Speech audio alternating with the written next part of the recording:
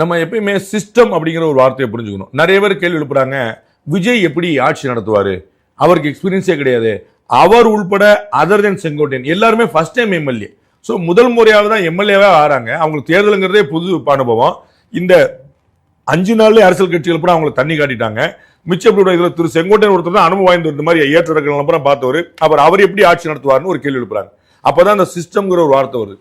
நம்ம தலைமைச் செயலர் கீழே வரைக்குமான செக்ஷன் ஆபீசர்ல கீழே விஓ வரைக்குமான ஒரு ஆபீசர்ஸ் அது ஒரு பெரிய புரோட்டோகால் பிரிட்டிஷ்காரங்க ரொம்ப தெளிவா உருவாக்கி ஸ்டாண்டர்ட் ஆபரேஷன் ப்ரொசீஜர் ஒன்று வச்சிருக்காங்க. என்னென்ன எப்போ செய்யணும், எஸ்ஓபின்னு போட்டு எந்த கிரைசிஸ்ல என்ன செய்யணும், நல்லா இருக்குமோ என்ன செய்யணும், எப்போ அவசர நிதி எடுக்கணும், எப்போ ஒதுக்கப்பட்ட பட்ஜெட் நிதி எடுக்கணும், எப்போ பட்ஜெட்டை மீறி செலவழிக்க முடியும், எல்லாத்துக்குமே கிளியரான ப்ரொசீஜர் இருக்கு.